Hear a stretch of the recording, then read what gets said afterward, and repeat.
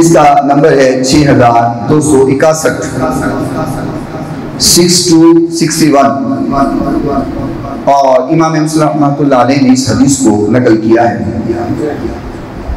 अम्मा जान आयशा सिद्दीका रज़ियल्लाहु ताला अन्हा फरमाती हैं, आका तशरीफ फरमा है और अंदाज क्या है, हुजूर ने अपने ऊपर एक चादर ली हुई है और उस पर स्याह रंग के निशान हैं, डिजाइन बने हुए हैं।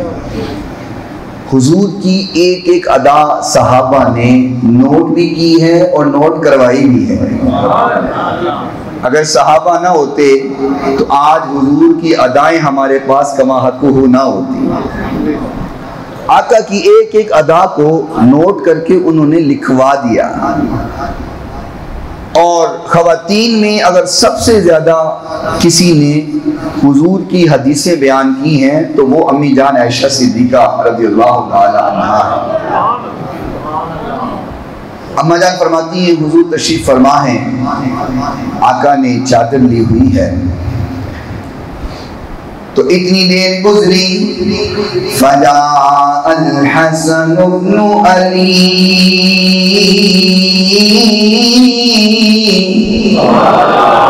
हज़रत अली के बेटे हज़रत हसन फअदखलहु, वो तशरीफ लेकर के आ गए। मेरे महबूब पैगंबर ने फरमाया, फअदखलहु, हसन मेरी चादर के नीचे आ जाओ। मेरे नबी ने हज़रत हसन को चादर के नीचे ले लिया। थोड़ी देर गुजरी, सुम्मा जा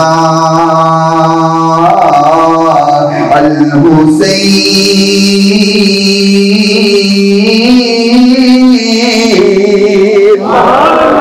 थोड़ी देर गुजरी, तेरा और मेरा पीर हुसैन आ गया।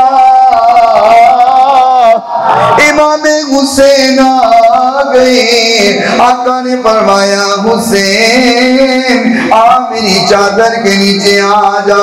फदखल माहू, इमाम हुसैन भी चादर के नीचे आ गए।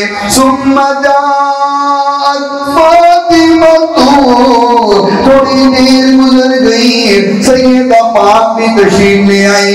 फदखलहा, उनको भी मेरे नबी ने चादर के नीचे लिया। सुम्मा अली, थोड़ी देरी गुजरी थी, मौला अली आ गए। आका अली आ गए, पीर अली आ गए, मुर्शिद अली आ गए। आका ने फरमाया, अली तू भी आ जा चादर के नीचे। फअदखलहु, वो भी चादर के नीचे आ गए। सुम्मा क़ाला, मेरे आका ने फरमाया, इन्नमा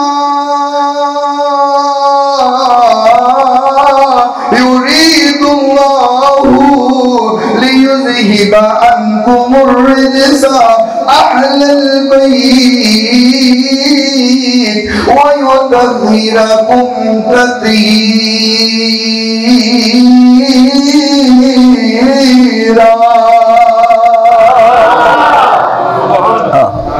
आका ने सबको अपनी चादर के नीचे लिया और चादर के नीचे लेकर के कुरान का मुकाम पढ़ा।